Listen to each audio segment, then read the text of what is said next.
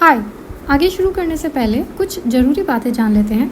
आप इसे किसी भी डायमेंशन से देखें, यह आंसर राइटिंग प्रैक्टिस सीरीज़ आपकी प्रिपरेशन में हाईली प्रोडक्टिव साबित होगी।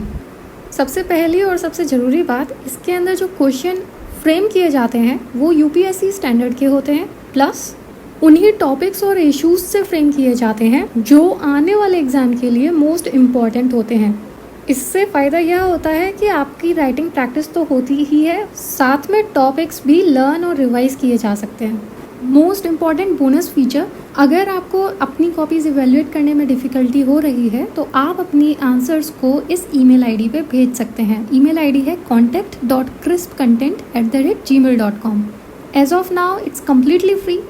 वी होप यह आपके लिए हेल्पफुल रहेगा। तो चलिए आज के क्वेश्चन को देखते हैं। क्वेश्चन है, Is India effective in maintaining communal harmony in the country? Discuss in the light of recent developments। तो 150 वर्ड्स के अंदर लिखना है। अपनी बेसिक अप्रोच को यूज करते हुए सबसे पहले हम क्वेश्चन का कंटेक्स्ट समझेंगे। कंटेक्स्ट क्या होता है? वो ब्रॉड एरिया, वो ब्रॉड टॉपिक जिसमें से क्वेश्चन को फ्रेम किया जाता है। कम्युनल हार्मोनी की बात हो रही है यहाँ पे, और उससे रिलेटेड जो भी चीज़ें करंट अफेयर्स में हुई होंगी, पर हम सब कुछ कम्युनल हार्मनी के बारे में नहीं लिख देंगे, राइट? इसलिए कंटेक्स्ट के अंदर दूसरी चीज़ आती है डायरेक्टिव वर्ड्स। डायरेक्टिव वर्ड्स वो वर्ड्स होते हैं जो हमें ब्रॉड टॉपिक जो हमने निकाल लिया होता है उसके अंदर भी किस डायरेक्शन में सोचना है उसको बताते हैं। तो जैसे कि इस क्वेश्चन के अंदर यूज हुआ है, पहला तो क्वेश्चन ही पूछा है yes and know kind of, कि इंडिया कम्युनल हार्मोनी मेंटेन करने के लिए इफेक्टिव रहा है, और दूसरा कीवर्ड है यहाँ पे डिस्कस। डिस्कस के अंदर हम जो भी हमें चीजें पता होंगी, डिटेलिंग जिस तरह की भी करनी होगी हम कर सकते हैं। कुछ पर्टिकुलर कीवर्ड्स होते हैं जिनको प्रॉपर फॉर्मेट में दिया जाता है, जैसे कि क्रिटिकली एग्जामिन। इसके अंदर हमें डेफिनेटली पॉजिटिव और नेगेटिव बताने ही होंगे, पर डिस्कस हमें रिलेटिवली छूट देता है कि हमें जो भी पर्सपेक्टिव हमें पता है उन्हें लिख सकते हैं। तो यहाँ पे हमने अपना पहला स्टेप पूरा कर लिया। इसके अंदर कंटेक्स्ट को समझ लिया कि क्वेश्चन पूछना क्या चाहता है, कि इंडिया कम्युनल हार्मोनी मेंटेन करने के लिए इफेक्टिव रहा है या नहीं, और इसे हमें जो रिसेंटली करंट अफेयर्स में जो डेवलपमेंट हुए हैं उनसे रिलेट करते हुए लिखना है। अब हम दूसरे स्टेप पे आएंगे और वो है कंटेंट। कंटेंट मतलब हमें इस टॉपिक के बारे में, जो हमने कंटेक्स्ट को समझ लिया है, इसके बारे में जो भी नॉलेज हमें पता है, कोई भी डेटा, कोई भी फिगर, कोई भी स्टैटिस्टिक, कोई भी रिसेंट इवेंट्स करंट अफेयर्स का, वो सब हमें गैदर करना है। जो एक्सपीरियंस्ड होंगे उन्हें नॉलेज होगी थोड़ी बहुत, और जो बिगनर है वो दूसरे रिसोर्सेज का यूज कर सकते हैं। और ये कोई नेगेटिव बात नहीं है। डेली आंसर राइटिंग के शुरुआती दौर में इस तरीके की दिक्कतें आती हैं, लेकिन जैसे जैसे डेली प्रैक्टिस होती जाती है वैसे वैसे हमारी नॉलेज भी बिल्ड होती जाती है और हमें दूसरे रिसोर्सेज को देखने की जरूरत नहीं पड़ती है। So what beginners can do, they can Google it, they can find the editorials related to this topic, they can open the magazines and books and notes, whatever they can use. Their first focus should be on the structuring.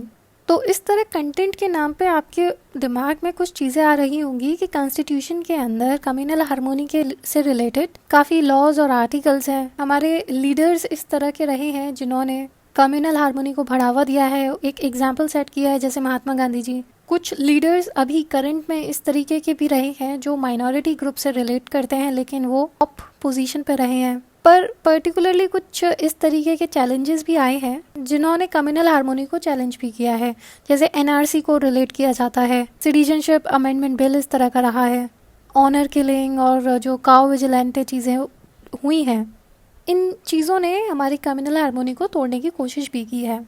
इस तरह से तमाम चीज़ें आपके दिमाग में आई होंगी, पर ये सारी चीज़ें फिल्टर्ड नहीं होती हैं, स्ट्रक्चर्ड नहीं होती हैं। इसलिए हम कोशिश करते हैं कि इन्हें रफ पॉइंट बना के रफ पेज पे लिख दें, या फिर सिर्फ 2 मिनट बैठकर सोचें और उन्हें दिमाग में ही रखें जब तक कि आप पेपर पे ना लिख रहे हो, क्योंकि ये इन्फॉर्मेशन स्ट्रक्चर्ड नहीं होती है। इसलिए अब हम अपने थर्ड स्टेप पे आते हैं, और लास्ट स्टेप है ये स्ट्रक्चरिंग करना। इस स्टेप पे हम वही इन्फॉर्मेशन को फिल्टर करके लिखेंगे जो क्वेश्चन से रेलेवेंट है, क्वेश्चन की डिमांड को मिला रही है। स्ट्रक्चरिंग के अंदर क्या होता है? 3 बेसिक कंपोनेंट्स होते हैं। एक होता है इंट्रोडक्शन, दूसरा बॉडी, तीसरा कंक्लूजन, और इन्हीं तीनों बेसिक कंपोनेंट से आंसर बन जाता है। अब किसी आंसर का इंट्रो, बॉडी, कंक्लूजन किस तरह लिखना है वो क्वेश्चन टू क्वेश्चन डिफर करता है, और आपकी नॉलेज पर भी डिफर करता है कि आप किस तरीके की इन्फॉर्मेशन लिखकर उसको और अच्छा बना सकते हैं। और हमें डेली प्रैक्टिस के बाद जो एक्सपीरियंस हो जाता है फटाफट लिखने का, फटाफट क्वेश्चन को समझने का, उसके ऊपर भी यह फॉर्मेट डिपेंड करता है।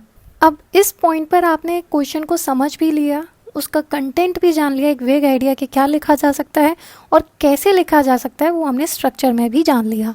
At this point of time, we would highly recommend you to pause this video and attempt this question by yourself first. देखिए, जब तक आप लिखेंगे नहीं तब तक इस वीडियो का उतना आउटपुट नहीं निकलेगा और ये सारी एक तरह से पैसिव लर्निंग ही होगी। अगर आप एक्टिवली लिखेंगे तब आपका कई तरीके से फ़ायदा हो सकता है। आपकी आर्ट ऑफ राइटिंग स्किल जो है वही बढ़ेगी, टॉपिक का रिवीजन होगा, लेजीनेस हट जाएगी और एक छोटी जीत हासिल होगी। जहां आप नहीं लिख रहे थे वहां पे आपने लिखा, क्योंकि ना लिखने से तो 4 लाइनें बेहतर हैं। आई होप आपने अपना आंसर लिखा होगा। चलिए फिर देखते हैं कि इसका आंसर किस तरह से स्ट्रक्चर किया जा सकता है। जो भी हमने नॉलेज अभी ली है उसको हम अप्लाई करेंगे तो क्या रिजल्ट आएगा। और अगर आपको अपनी कॉपी इवेल्युएट करने में दिक्कत है तो आप अपने आंसर को इस ईमेल आईडी पर भेज सकते हैं contact.crispcontent@gmail.com। तो इंट्रोडक्शन के अंदर हम अपना पॉजिटिव साइड लेते हुए ही बताएंगे कि इंडिया सेक्युलर स्टेट ही रहा है शुरुआत से। अब इसको रिसेंटली जो करंट अफेयर में प्रॉब्लम आई थी कि इंडिया को USCIRF ने country of particular concern category में रखा था और जिसकी वजह से यह क्वेश्चन फ्रेम हुआ है। इसलिए हम इस चीज़ को यहाँ इंट्रोडक्शन में मेंशन कर देंगे कि एग्जामिनर को पता चले कि कैंडिडेट को अवेयरनेस है। क्योंकि ये क्वेश्चन 150 वर्ड्स के अंदर लिखना है तो हम बहुत ही डायरेक्ट चीज़ें लिखेंगे। हम सब हेडिंग बना देंगे कि जो कम्युनल हार्मोनी है उसके कौन कौन से एविडेंस है इंडिया के अंदर। सबसे पहला कि हमारा कॉन्स्टिट्यूशन खुद कम्युनल हार्मोनी को प्रमोट करता है और उसके अंदर जो प्रीएम्बल है वह फ्रेटर्निटी की बात बहुत ही एक्सप्लिसिटली सामने से बातें करता है। लीगली भी फंडामेंटल राइट्स हैं, हमारे ड्यूटीज़ हैं, जैसे article 25 to 28 right to religious freedom है और आर्टिकल 51A हमारी फंडामेंटल ड्यूटी के अंदर मेंशन है। साथ में एक्ट्स और इंस्टीट्यूशन है जो कम्युनल हार्मोनी को बढ़ावा देते हैं। For example national commission for minorities act 1992,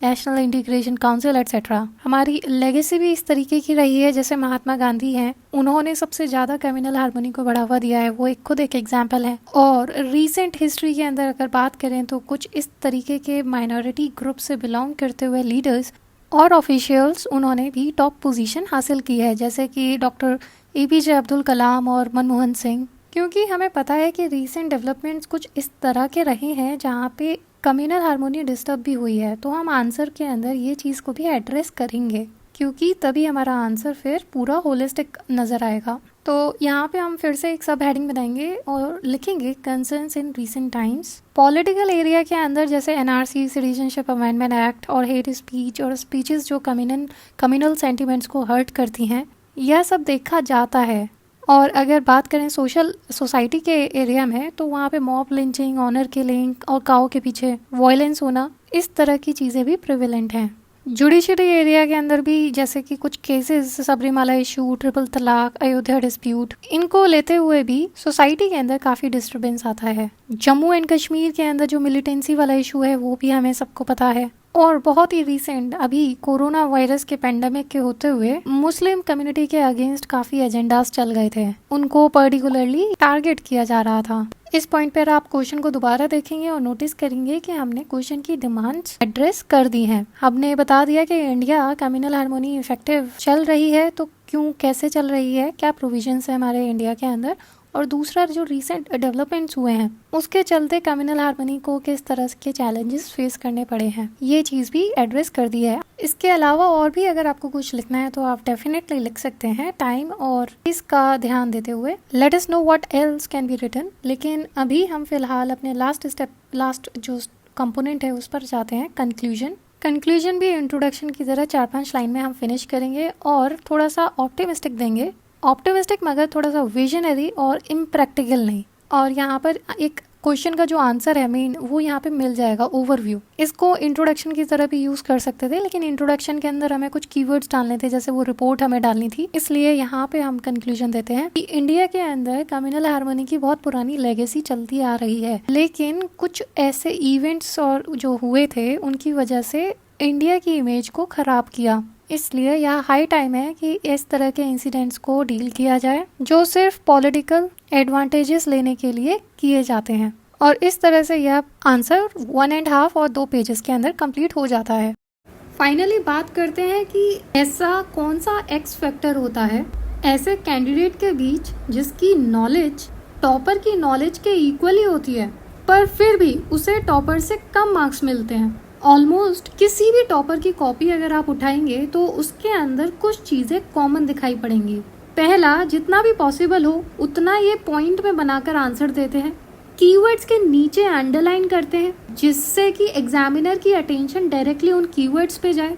तीसरा, आंसर के अंदर विजिबिलिटी बनी रहे उसके लिए शॉर्ट पैराग्राफ्स बनाते हैं 5 to 6 लाइंस के।